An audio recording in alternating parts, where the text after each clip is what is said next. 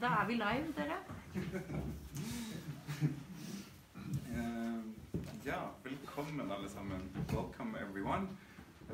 We're going to have this meeting in English actually because we have our Nordic friends present and the Finns, not at least the Finns. Welcome, Sini. So we think we're going to have most of this discussion in English. The discussion we're going to have is around the topic of a tender having a competition on medication. The principle of these tenders have often been just price as the main principle, that concerning cost and benefits, costs always outweighs the other, what can we call them, the other variables that you should consider talking about medication treatment for people. But in the end, it's a zero game where you actually spiral towards the lowest price. And in Norway, we have just had a tender last year on HIV medication. I'm going to say a bit about the process and what happened here in Norway before I introduced the three other speakers here today. So we're going to keep this meeting running at least for 30 to 40 minutes, depending on the questions you have. But just be aware that we are live, and if you don't want anyone to hear your voice, that's okay. I think we have do we have a number? No, we don't have a number. People can text, but it's possible to talk to us afterwards as well if you don't want to have your voice streamed live. But in short, we can say that the tender in Norway, the whole process started many years ago, but the parliament actually voted on a white paper for how they were going to prioritize in healthcare and actually do the tender, the competitions on medication. And they moved how they were going to finance medication from the state to the health enterprises. Helseforetakene på norsk. So, this is a big turn in how we actually finance and how health. And the sole thing about this is that you're supposed to actually save money. So the purpose that the health enterprise actually have, the sole purpose is to actually save money. So they're doing a great job. They are cutting costs on medication, but they are also on the other end of the stick hurting patients for actually getting best possible treatment and medication. Because now we have the variable of cost much more present in the day-to-day clinic work of doctors. So they have to consider price more often now than they did before, because they have a list of medications that they have to choose from, rating from maybe 1 to 10 as of HIV medication, where the cheapest one is the first choice you should consider.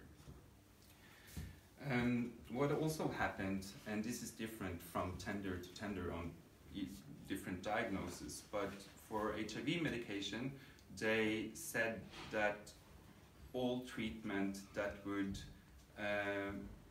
lead to a viral suppression, that would lead to a viral zero viral load, would be considered equal. So they did not consider if you got a treatment that was on 3 pills or 2 pills or 1 pills. They were considered equal. Medication in different groups, for example, protease inhibitors that won the tender in Norway is a medication group that hasn't been used by doctors or preferred by doctors for the last 10 years. And if I'm not completely incorrect now, they are also out of the guidelines, the European guidelines, as the first choice of treatment. So that also changes everything for the next tender that is planned. The thing that is of a great concern is actually that when you do a tender and you do it based on just price, is that you don't differentiate between the medication that came out yesterday and the generic versions that is available, medication that are off patent that are competing on the same term as patented medication. So you get combinations of HIV treatment that are really, well, they do things they are supposed to do. They are effective on suppressing the HIV virus, but they have, for example, side effects that we haven't seen for almost 10 years because you have had the opportunity to actually choose more expensive HIV treatments, but in the same way they now try to make, I don't know, guidelines, or if you would say how to make a text for a tender that will actually benefit doctors and patients to actually get the medication that they prefer to use and are, I don't know, has less side effects. So hopefully in the future we will get a stop to the tenders, because you have to hit a bottom floor of how much money there is possible to actually save.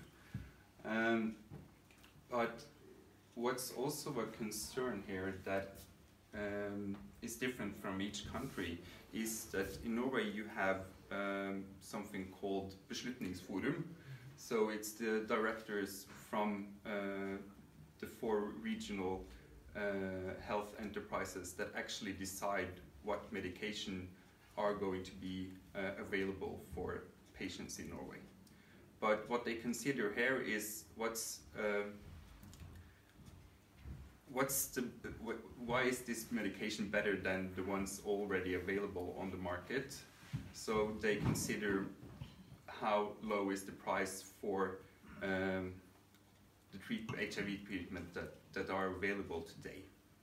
And the benefit has to really be massive for it to enter the market and be available for the patients.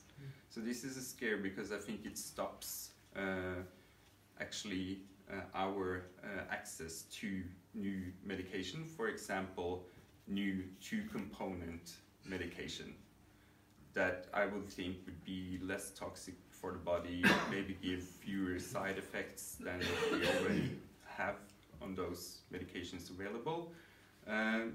But, well, the pharmaceutical industry will always want to get their money back for the inventions and the research that they have already done. So the question is, how much is that worth?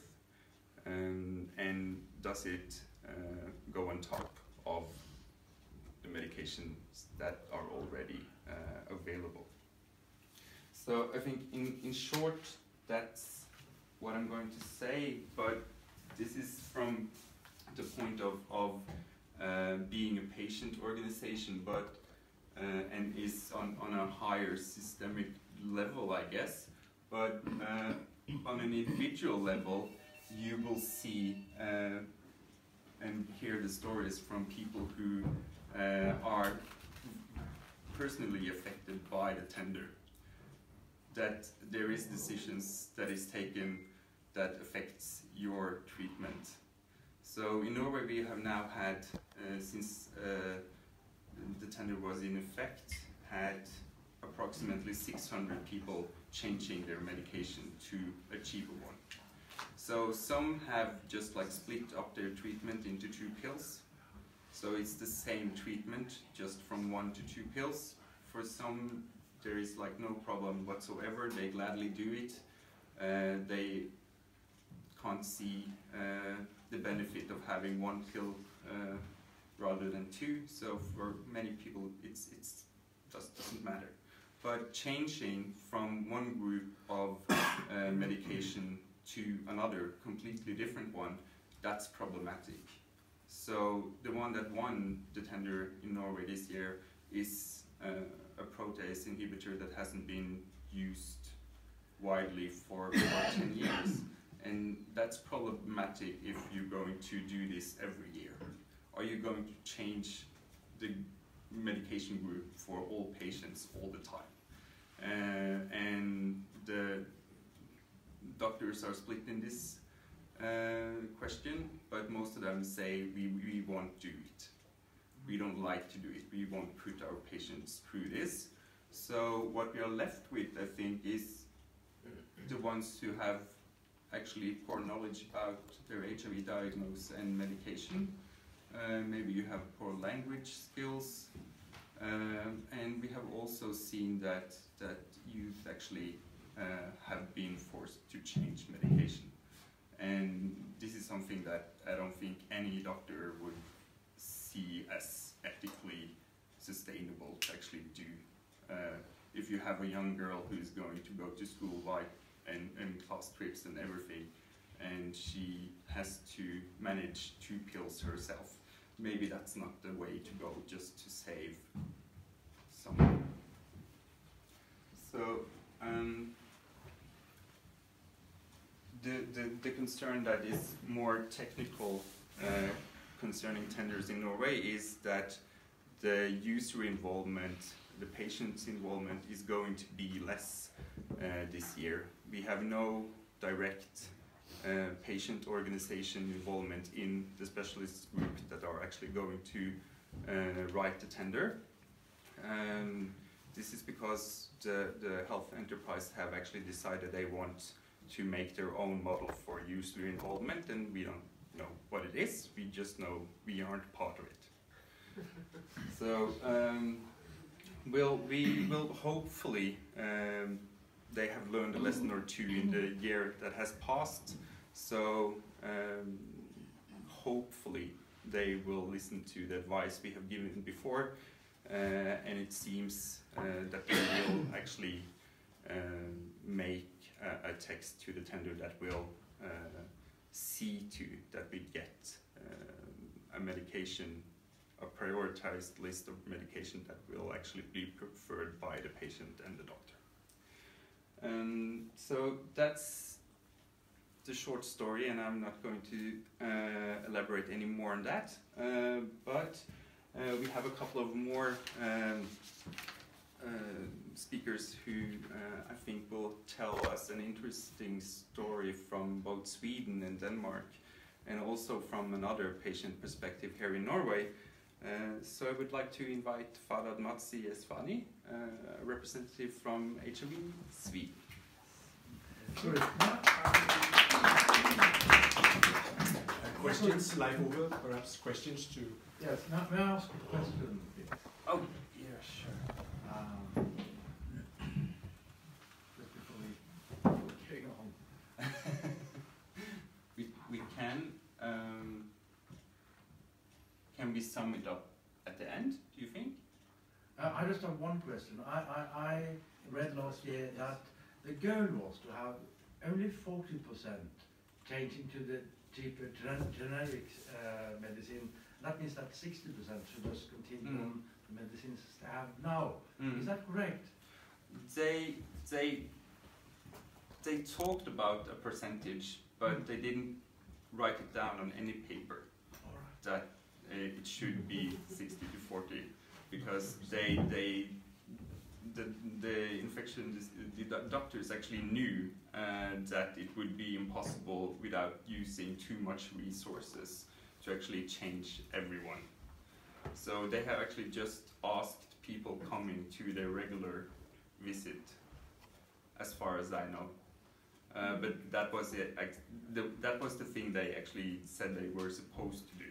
So it may be different from clinic to clinic and hospital to hospital, but that was at least the outspoken thing that we as a patient organization heard from the doctors we talked to, that this is the line we're going to follow up on. We're not going to use extra resources on calling in people for changing their medication. Yeah. So that's the short answer. Okay, great. So Thank you, Leif Ove, for that introduction to this field, and also to the very interesting and scary progress that is being happening here in Norway when it comes to HIV treatment. And of course, you're not the only country who is seeing a trend where treatments are being changed and switched into different regimes based on generics. Hi everyone, my name is Farhad Masiasvahani.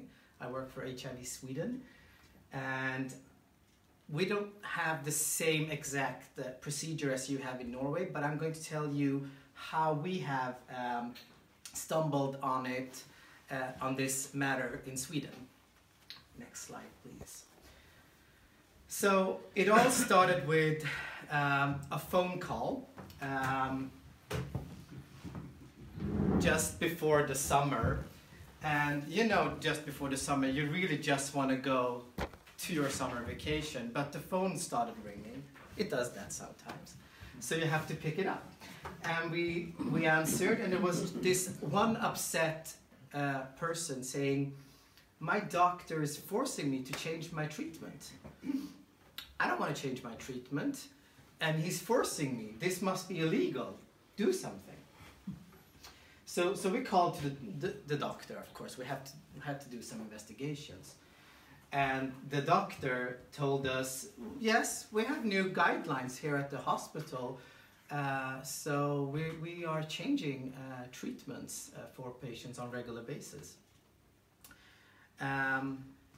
So we had a discussion with this doctor, and we explained that, you know, in Sweden we have patients' rights when it comes to treatment and medication, and this patient doesn't want it to change. This patient is very satisfied and you know, pleased with the treatment that this patient is on at the moment. So that patient got back to the original treatment regime. But more and more phone calls started coming in.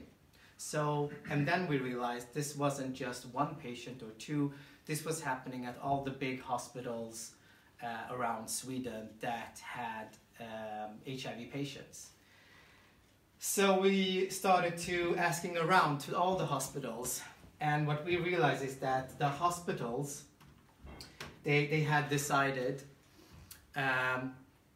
that they needed to, because patented treatment had run off, they had come in generics for the treatments that were of course more, well, cheaper.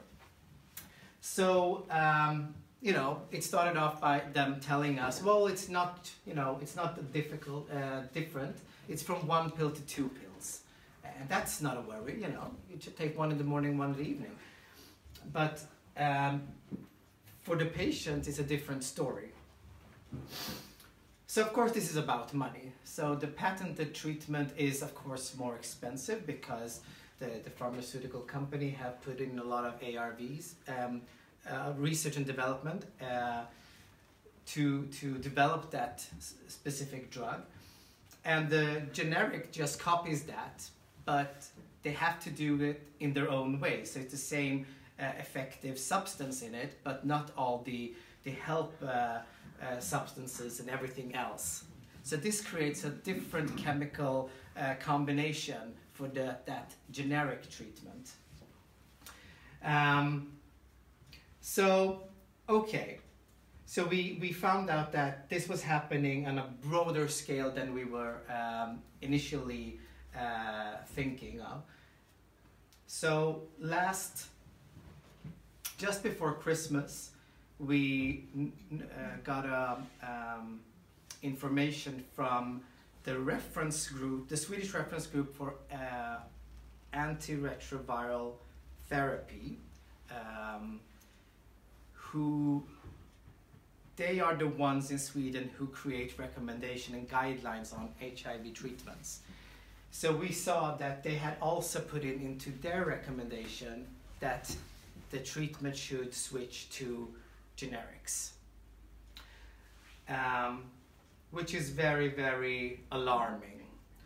As Leif Ove said, this is for the hospitals, this is maybe a economic gain and a question of financing, but from our point of view, this is actually about not taking into account the patient's needs and the patient rights. So of course, some experience side effects caused by the different excipients that consists into the new treatment. Some doctors that are actually forcing the patients to switch treatment, they are disrespecting the patient's will and the patient's rights.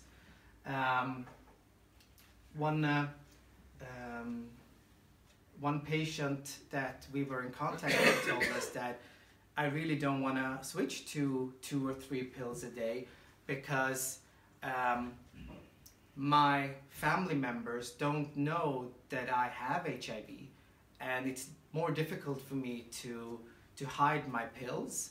And if I return and visit my family abroad, it's very much difficult for me to bring all my pills. So it's harder for me to adhere to my treatment. So the reality of the economic gain of switching is that for some people, adhering to the treatment will be less possible. And of course, the distrust between patient and doctor is the most alarming, because as a person who live with a chronic disease, you are totally dependent on that relation with your doctor, because you're probably going to see each other many times. So this is also something that we are very worried about in Sweden. But as I said, we have a different procedure when it comes to tender and to procurement of medication in Sweden. So we don't have the exact same process going on. But we see still that the generics are coming into becoming prescribed more than the patented ones that our patient group are comfortable with. Yes. Any questions? Okay, thank you. Yes. I just wondered the word excipients. Could you explain that? Because I mean, in my understanding, generics are just exact the same as the original ones, but just cheaper because the patent is lifted. So what are the side effects caused by excipients? I don't understand. So so the pill, we say a pill, is consisted by different chemicals. Mm-hmm. One of them is the or2, the effective one, that is the actual chemical that is pushing down the virus. But for it to work, it needs a lot of different excipients. In Swedish we call it hjälpämnen. It's substances that helps this chemical to be activated and to become uptaken in the body. So because they have different chemical compounds, people can react differently. So even if they are taking the same drug with the same effective substance, the chemical compound can be different. So you can react differently to the new drug just because of the excipients in it, for one reason, of course. But if you are if you also have to take a whole different drug group, then that also affects, of course. Any other? But do they change from like one medication group to another, or is that something that doctors don't do, or is it somewhere written down in guidelines for treatment that you aren't supposed to do that? So, or is it just doctors actually agreeing that you don't do it? I cannot answer that question because even though the guidelines say, well, you should start with one treatment combination, it rarely says exclude one drug group. But the guidelines, they of course look at the cost effectiveness of the drugs, and it's not only of course the cost, but the effectiveness also includes side effects and long-term effects. So at least we have some more variables that are included in the cost effectiveness analysis. It would be very strange to say use only one drug group, because the whole idea of a combination treatment is to use different ones at the same time. So yes, I don't know if that answers your question at all. Any other questions? No. Okay, then I leave it over to Denmark. Yes. Yes.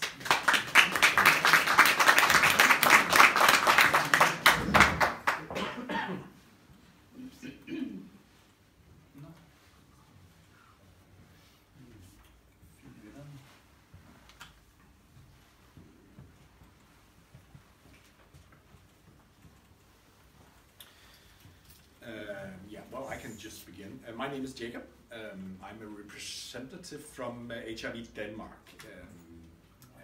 I have been a part of the Danish board for 8 years now, since 2011. And before we start, this is actually not my field, going into the medicine part. So actually discussions around medicine is not my strongest field.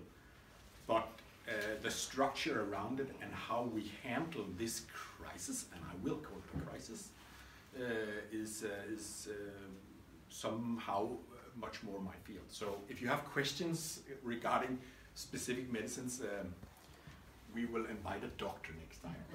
I guess that's the same for all of us. So we see the same problem almost all around the world. And you've now heard Norway and Sweden, and it's the same problem in Denmark as well. And it began in the early spring of 2016, so almost 3 years ago.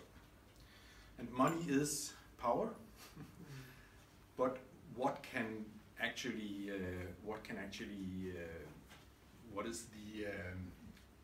is the one thing that can actually fight the money power thing? I don't have the exact answer for it, but maybe you can help me in the end by this. So very shortly, I will go through 1 and 2, just to give you an idea of what is the problem. What is the problem in Denmark, and what are we dealing with?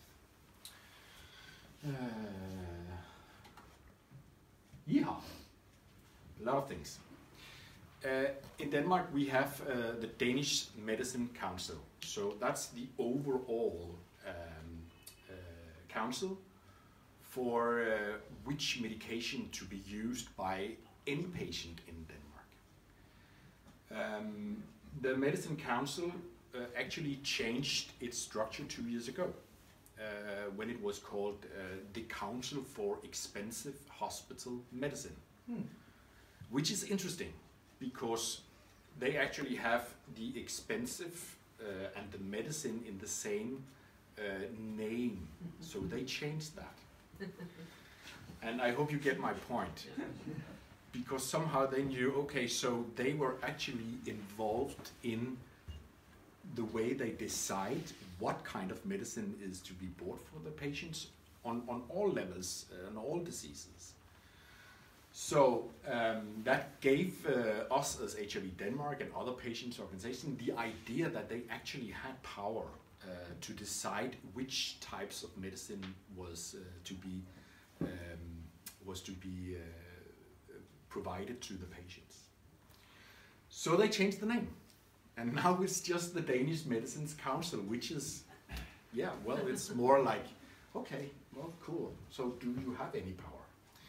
And yes, of course they do. And within the Danish Medicine Council, there is a committee on all levels of diseases in Denmark. And one of them is, of course, HIV and H. Denmark has 2 representatives who was in the old board, or the old council, and they have continued in the new council. So we have 2 representatives from the patients' organizations who are a part of this. Not on the overall level, but just as a part of the committee for deciding which is the best treatment, and they somehow can advise what medicine to be bought. And this is quite interesting, because if you look at the first one, and that is how I made that on the line somehow, this is almost like an advertising for this medicine council, because this is on paper what they write. So this is a very good advertisement for the Danish Medicines Council. One of the goals is to impose stricter requirements for documentation to support that patients will benefit from new and existing medicines. And they have not written anything about generics, but that of course is a part of this. So this sounds really wonderful. Great that they write this and they do it on their web page. So our job as an organization, as the 2 representatives have asked, but is this actually what is happening since 2016, when we see, when we hear about the phone calls that Farhad mentioned as well? And what are the answers for the people who are sitting with this when we ask? And the answer is, yeah, we don't get answers, to say it right out. So on paper, it sounds really, really perfect what they are supposed to do. And one of the reasons is, of course, that they expect of the Danish patients' organizations on all levels of disease that we are too responsible for the treatment and the economics behind the treatments. So one of the arguments from the doctors, on the doctor's level, as well as on political level, is, but you as a patient, you are responsible too for saving money and be responsible for that. We will not change your treatment, but we will change it in a way that you can say, oh, I am a responsible patient and actually help you saving money. That is one of the arguments that our patients have heard from the doctors, and it's really, when we hear this story, we say, is this really happening at the consultations when the patients are there? Yes, it is. And it's scaring. And of course, we are angry as an organization, and we see the patients and we hear them say, but what can I do? But there's actually one thing that most patients can do, and what we are trying to teach them in Denmark. I will get back to that. Yeah. Andros, so that is, I have been a little provocative here.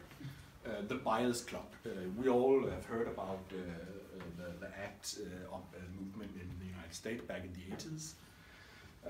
We probably seen the film Dallas Buyers Clubs. That was on a patient's level that they started out to buy, or to actually provoke the medicine companies, the pharmaceutical companies, to give in and to act now. So the Ambros is now the Danish system that provides Denmark with HIV medicine as well as other medicines. And it is owned by the Danish region. I think it's the same system as in Norway, as I get it. So it's just a regular public organization. It's actually a company that is owned by the Danish regions, and it's not owned by the government, or it's not owned by the health authorities, but it is owned by the regions on regional level. So it's actually a private company that tries to save money by buying in medicine. See, this is also taken from Ambros's own web page, so it could be actually like a commercial. We just need the music and the beaches and the sand, and then it's almost there. The last point, I did not bring that on because that would be, because it makes me angry, but they actually wrote a last point that says, we have been saving Denmark for 1.8 million Danish kroner since 2008, I think. On HIV medication? Not only, but No. overall Yes, medicine. okay. Yeah. Okay. So, that was just, we have the Danish Medicine Council, we have AGROS, who's the buyers club, but of course this is not on a patient level, this is on a regional level to save money. As I recall, the Dallas Buyers Club didn't care about the pricing or the money, but it was to get the medicine as fast as possible. So we don't see that problem here in the Nordic countries. We are provided with the medicine, but is it the right type? That's the question at this moment. Okay, so as I talked to you before, the committee for HIV and AIDS, we have two representatives here. Now, this is one of the major differences between the Danish and the Swedish, and I think the Finnish guideline as well as Iceland, the 5 Nordic countries. The European guidelines, treatment guidelines, I think if you print it out in actual sheets, you will have around 100 pieces of paper with guidelines. These are very complex, and they actually addresses a lot of the problems that we hear from the phone calls from the patients. So the guidelines are really specific around every type of medicine, even the excipients, the binding components to the new and generic medicines. And what is interesting in Denmark is that the Danish Medicine Council are not obliged to follow the European guidelines. They have decided their guidelines for their own. And it's about 2.5 sheets if you print it out. 2.5 sheets. So what does that mean to the Danish HIV patients? It means that we actually have no rights. We actually have no rights if we are presented for a change in our medicine treatment regime. So that is really a big problem in Denmark, and one of the things that we are trying to address as much as we can. But where do we start the fight? Where do we start the interaction with the right people? Okay, so what is the goals for the HIV Denmark? It's very similar to the Swedish and the Norwegian and then the rest of the Nordic countries. We have actually right now there is an ongoing assessment. They are evaluating these Danish guidelines that is only like 2.5 sheets. So we are trying to push on the European guidelines and say, why do we not follow these? This is what they do in the rest of Europe. And the argument towards it is, as I said before, it is very difficult to get the answers to why they do not follow the European treatment guidelines. But they are actually in their right to do it. Okay, so we have been talking about in Denmark and asking the Danish Medicine Council, you have to phase out the efferents, and I think everybody knows the problems around it, the neurotoxic problems especially. So that it was outphased in Denmark. You do not use that in the medication anymore, which is good. So we can actually say that it is completed, but I think it is so in Sweden and Norway as well. I'm not sure, but I think it's the same. So is that due to our, as an organization, that we try to do? Yeah, we don't know, but we have been pushing on this for many years, 10 years. So it took 10 years for us to get here. And that's too long when we have something to say as a patient, on a patient's level. Okay, so we use the single agent tablet in Denmark as the component that is targeting the HIV virus, just to be in one pill. So you can have, as you know, 2 set of pills that is targeting at the same time, and you can have the combination. So we have the same problem, of course, and the thing that we use as an argument every time is, and I don't have the link to it right here, but there are several studies that clearly shows that it is well documented that people, especially on newly infected people, are having problems with taking the medicines, so there is an adherence problem due to change in medicine. So people should have 2 or more pills. That is very clear study that says people tend to get more problems taking the medicines. And that is the argument towards the 1990. Have you heard about that? The goals of 90% of the population should be on, people living with HIV should be on treatment, and 90% of them should be treated, well treated, so that the virus load is unmeasurable. And the last 90%, I forgot what it means. Doesn't matter right now. Yeah. Okay. 90% of the population should be tested. True that, thank you. And there's a twist to that 1990. I'll get back to that if I remember. So also we are advocating for simply when people are going to the consultations, and we know that this is happening ongoing change of treatment and the doctor's arguments and trying to have the patients to change medicine, we try to bring a person along with the patients. This is difficult because it's a matter of human resource, but we try to bring to assess people and to be there when they are supposedly getting the change in the medication. And why this? Because we need witnesses to this. Because the patients are overwhelmed by the doctor's way of argument, and they know they are so specific around this, and they use terms and words that patients are like, I don't know what you're talking about.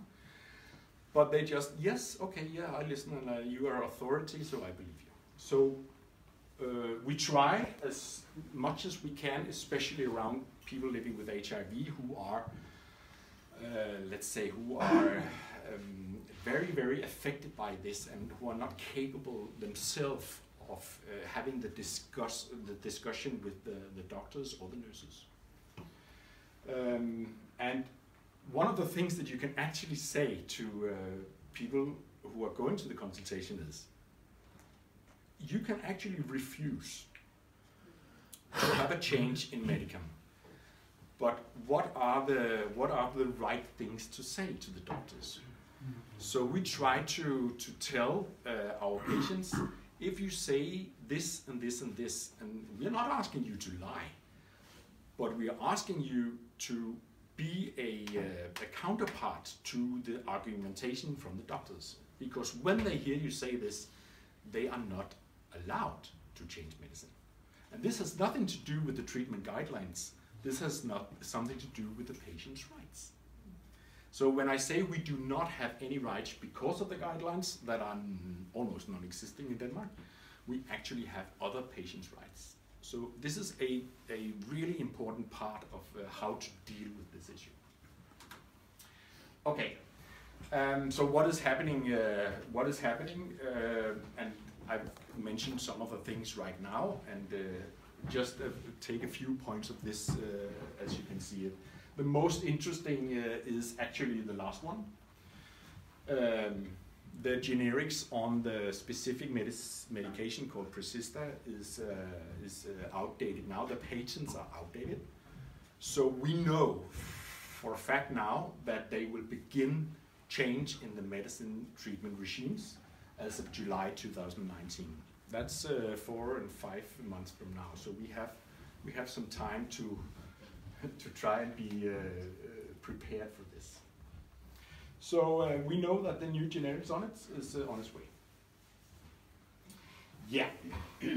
So the last bit, and I think this could somehow sums up some of the things from Norway, Sweden, and Denmark as well. What is the main issue here? How do we address this problem as a patient's organization, and how do we address it as patients ourselves? And I think the last bit is the most important bit. How do we educate ourselves to be a counterpart with good arguments towards the doctors when they try to change the medicine? Because their argument is still, but we are not changing any treatment. You just get 2 pills instead of 1, you've heard that. So that is not a change in treatment. Well, it is in Norway then. They use also medicine that is not used in the rest of Europe, isn't it? Yeah, you're probably right. Yeah, I actually don't know, but in Norway it's like that. In Denmark you keep the same substance. When you want to do tablets. So it's not, in Norway, in Norway we change. Yeah, but I got 2 tablets that the component in the tablets is the same as they were in 1. Yeah. So the only thing is that you have to take 2 instead of 1. Yes, but Yeah, I don't because use it. Denmark and Germany have the same. I don't know. They change from 1 to 2 tablets, but they keep the substance. Yeah, this is where I'm not so strong in that. I know that when they have a combined targeting substance in the pills, and these are the most expensive, of course, because it somehow in production that's the thing we hear, right? So that is the most expensive. And when they separate those, or they do not separate it, but when they try to combine it, the price gets up. And that's the main argument for the Danish Medicine Council, as well as the other councils in Europe, I think. Yeah. Yes, we had 2 visitors here from Berlin last year and last summer, and it had also been a big issue in Berlin, large discussions, and in Berlin they had the same medicine really, but the only difference there was sort of you had to take 2 pills instead of 1. Everything else was the same, but that everybody sort of agreed in Berlin that if that could save the society for 50,000 crowns a year, that was a good thing to do. Just like I take 8 pills a day for lots of various things, and you also get sort of generics. Yes. So I think. So the politicians succeeded in Berlin to make the patients. They thought it was no problem. That was sort of what most people in Berlin sort of ended up on, that conclusion, according to them. Yeah. Okay, I think we are at the point now where I mean, Fahad and Leif Ove and I, we can start the discussion and we can have it more and try to answer the questions. But this can be something that you even might have suggestions for things to solve this. So we are opening up now for... No, not yet. Okay. Aina? You're not opening for discussion, no? We have one more speaker. Oh, okay, it's one more speaker. Oh, sorry. That's okay. Sorry. So I just round this up. Wait, but I like to say something. Yeah. Okay. Yeah. Yeah, but after the last speaker. Okay. So the argument. This is the last bit I'm going to say. The argument from the doctors and the politicians and those who are actually buying the medicine is that we have to be responsible as patients, and being responsible is to say yes to changed medicine types because it would be more cheap. So that's why I have asked this. There are professional reasons, and there are politically, and there are economy-based arguments for this, and we almost know every one of them. But the ethical reasons is not something that we work very much with in Denmark, so maybe we should start taking this up on a higher level. Because there are actually ethical reasons combined with the professional and the economy-based that is something that could be used in future processes like this and changing in regimes.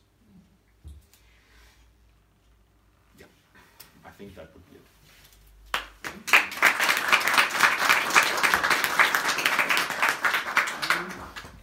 Yeah, I'm just going to turn that off. That's okay. And then I would like to welcome our last speaker. So the best for last, I guess. Adi Knudsen. You are the leader of the Association for Humane Drug Policies. Policies. Yes. So the floor is yours. Hello everyone. I represent a drug user organization, and in Norway there are 5 drug user organizations, and last year we found out that also we got more and more messages from patients that we are also getting this competition, this tender model, and people are very worried, and we have to take that that's very important. But when people are worried about the consequences of changing medication, well, they might be worst. It might make no difference, and it might be better. So you shouldn't have more concern than you have to try. And our model is slightly different from your model, because we have 3 specific medication for substitution treatment, for heroin substitution with methadone, buprenorphine, and buprenorphine plus naloxone, which is an antidote. And of course, the people in substitution treatment, they are addicted to that specific kind of drug. So it's very important to them to feel good, so they don't want to use illegal drugs and commit crime and so on. So these specific generics of those medications, well, some of them use long time to go into the body, and some is coming fast into the body. If you think that makes no difference, I think you have to drink both beer and liquor. That's the change. So we found out that 2 drug user organizations had each drug user representative in this group as a sykehusinnkjøp. You know the English word for it? You could call it the procurement health enterprise or something like that. But it's the same model we've been talking about. What is it? And they found out that this process was not good enough. It wasn't good drug user representation. So 2 organizations pulled out their drug user representatives, and we wrote a letter of concern to the health minister. And then I felt like I was in power, because the health minister invited us into the health department, representatives from 5 organizations, and with the leaders of the regional and other health authorities, so we could address this problem and say that we don't like this. This is not good for us. But and what happened was that they have written a letter about forcing you to change medication, quite bad language. So we could help them to write a better letter, and they were told by the health minister that they should involve us much more in this year's round of new tender model. And also we have, but that hasn't happened.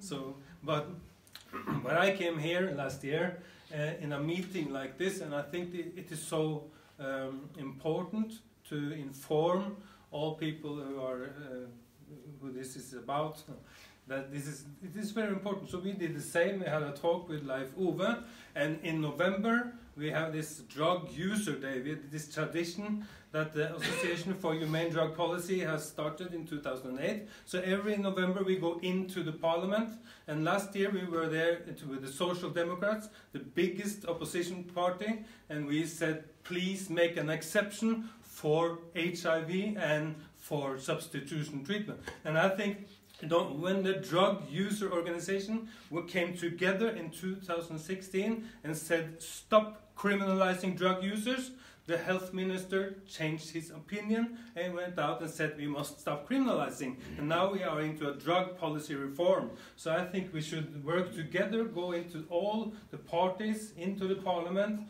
and say that we need an exception for HIV and for substitution treatment.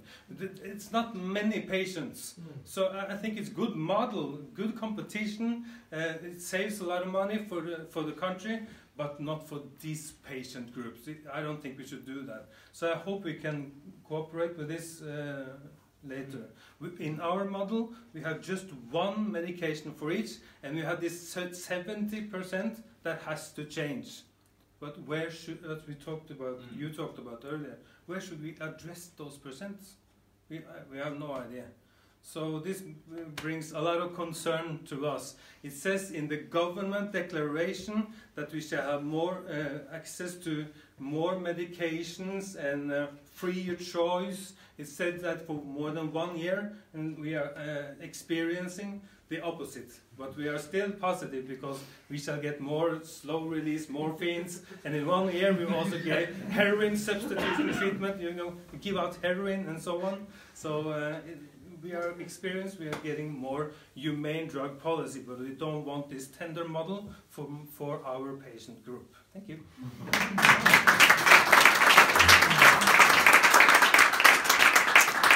you so much.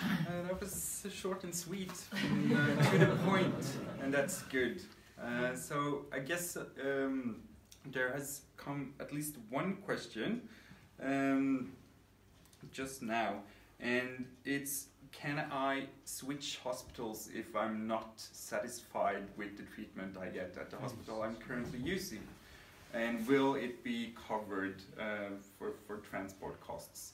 The short answer to that is actually yes, you can. But it should be the same policy for what kind of treatment you get anywhere. So you can, even if you change, it actually depends on the doctor you meet. So, a little comment. Yeah, sure.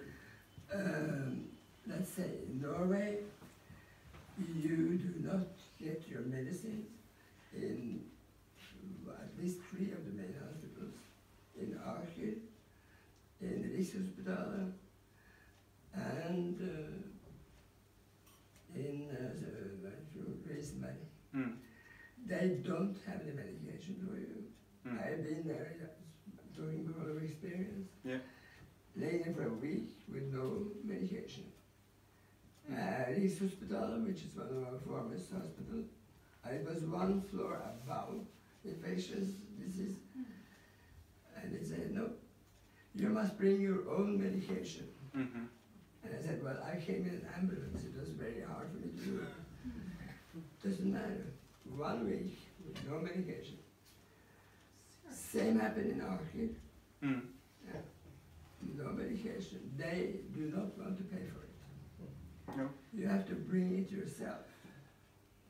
And if you don't have it, the hospital Ullevål got my medication. I sort of got in without my own medication. They supplied it right away. Yeah, but that's Ullevål. Yeah. Ullevål is the only one who do it. And it depends, of course, what's wrong with you. You know, if you have an operation, they don't care about pills. And the they even told me, I was there and had an operation, and the nurse told me, well, why don't you just go down to the pharmacy and buy some? That was difficult just now. Yeah. Oh, it shouldn't be that way. No, but this is the facts how it is. Yep. Yeah, I do support you. I have been, as I mentioned to you, in Ullevål Hospital, and there was a patient who was there because of some other problems, and he didn't have his medicine there and then. And I was told to go and pick all the medicine from his house, where I found all the different kind of medicines. And that's the question here in Norway. I think patients with immigrant background who do not speak, or understand the language have, the most, difficult period, and they don't really be communicated with the language that they can understand, and they can end up in a situation where, in a very serious health condition, just because, one, they don't know which tablet is the right tablet, how many tablets they should take, and what's the side effects, and all those things is so, it's so scary, when you think about it. And I do agree with you, they don't give you medicine. It might be because maybe the patient is not Norwegian. I'm so sorry to say this, but it's just from the experience. I wrote my thesis on this topic, so even my findings say the same thing, because I hope we can just do something about it. And I was just wondering also to ask from Sweden and Denmark, what's the statistic, the HIV patients in Sweden, like how many? Just the under 8,000. statistics? Yeah. 8,000. Just under 8,000. And what about? Approximately 6,000. 6,000, okay. Well, just a little comment to the question, because it's a very interesting question, and of course the answer would be slightly different from the 5 Nordic countries and in the rest of the world. But the question is about the patient's rights. What are my rights when I meet with the doctor? And let me give you a little example. If the doctor in Denmark tells you that we will change your regime into 2 pills, you can say a lot of things. You can say, I don't want to, and say, you have to. But if you say one specific thing, if you say, for example, oh, okay, so dear doctor, I believe that this new treatment will affect my adherence on taking my pills negatively. That means that I will be not stable in taking my medicine, which means that I will not live up to the fact that I should be well treated. If you say this directly to the doctor, and he cannot change your medicine, he has to continue on the old medicine. So, but who's listening? Who's the witness to this? Do they write it in the report in the journal? No, they do not. So we need witnesses to address and be with the patients who are having these change in treatment regimes. It's a very interesting part. There is a question coming in asking if in Denmark, do everyone start on like a 2-pill regime now? And if so, how many years has this been the case? The one combination pills that is the best possible treatment, if you could say that. As a newly infected, if you would be starting on the best possible treatment, the 1 pill, until 2 years ago, in the spring of 2016. So now it is not, you're not starting on a 1 pill treatment, you're actually getting 2 pills if you are newly treated. But the newly infected is very interesting in this discussion, because they are the ones that the doctors are most what can you say, careful about. because this is new medication, so they have to like more controls, more consultations to see how do this affect on you. So there are more changes and more consultations that makes the doctors more aware of newly infected starting on treatment. But the thing is, and that's common in all countries, the minute you get your diagnosis, you will start treatment. Important to say. Did I answer the question? I'm not sure. Sorry. So we have one more question back here. Another market, I'm just trying to... for my story, I have a difficult... a lot of medication doesn't work for me. I have a lot of side effects. I've been through almost 7 years or something like that. So the last time I met my daughter, she's trying actually to ask me to change into pills instead. I tell her, okay, is that gonna work? And I tell her, you see that the medicine you give me, it works, but still I have a side effect. Some you can say my result. Are you trying to ask me in a polite way that I should change to another medication, which is I think actually 3 pills or 2 pills a day? And she's just telling me, and I'm just asking the opinion about it, because there's a new law, and they're not covering the Norwegian law. We are the one who offer or buying the drugs, so we may accept that argument. And I said, right, okay, great, but then I would like to think about it. I'm not gonna change like that. So now he's just waiting me to tell next time, the next time, in 6 months when I'm going to meet her, and then she's gonna tell me, have you come with a decision? And I don't know what I'm gonna tell her. No, you're still thinking about it. You are still thinking about it.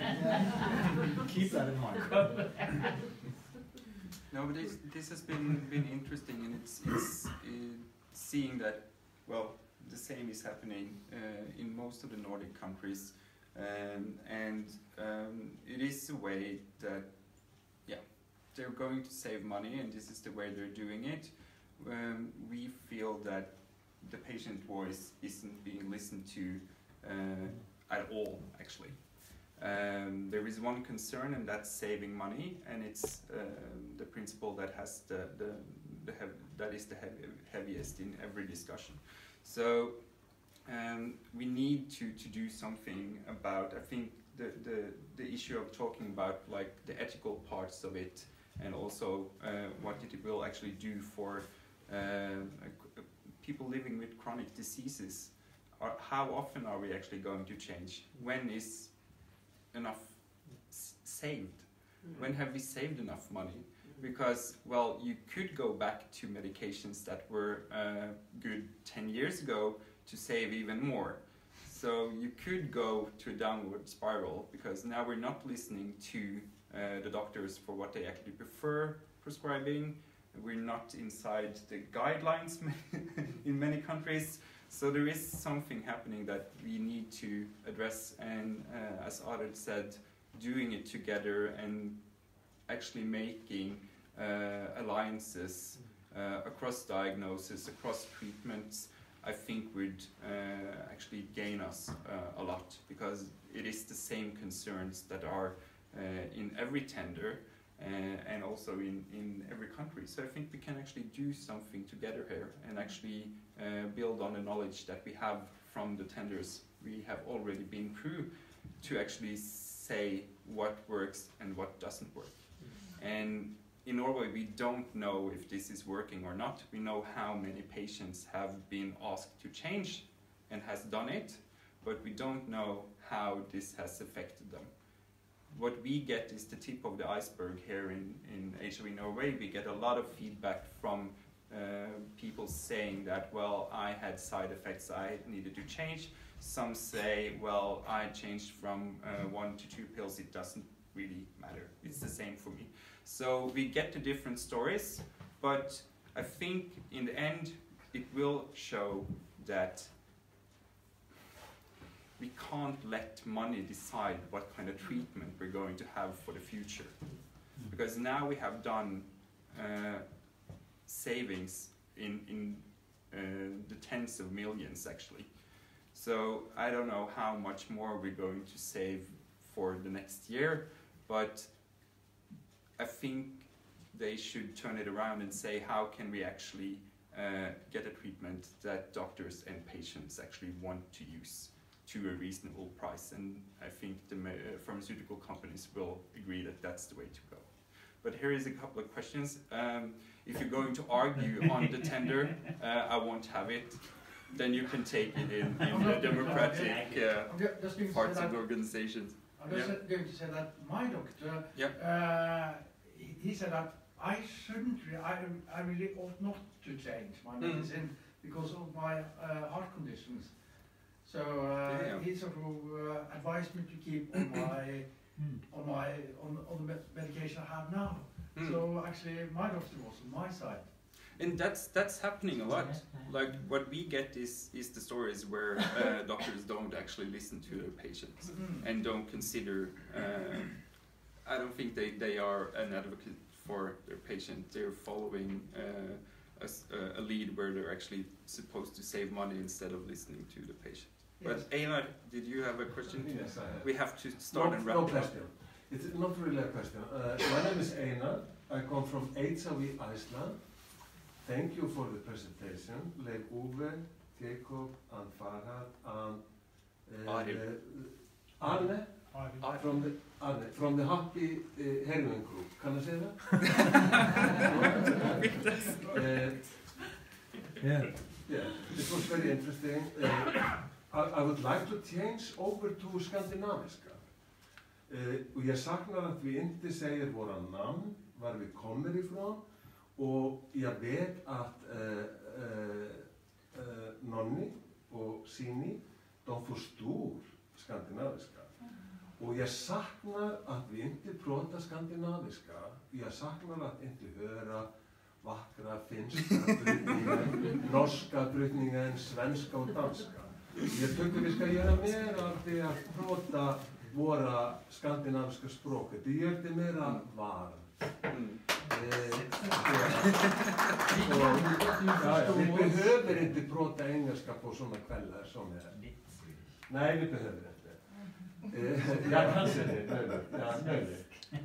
Nej, jag är isländsk. Men jag pratar lite svenska och danska och allt det där ibland. Men jag vill bara säga att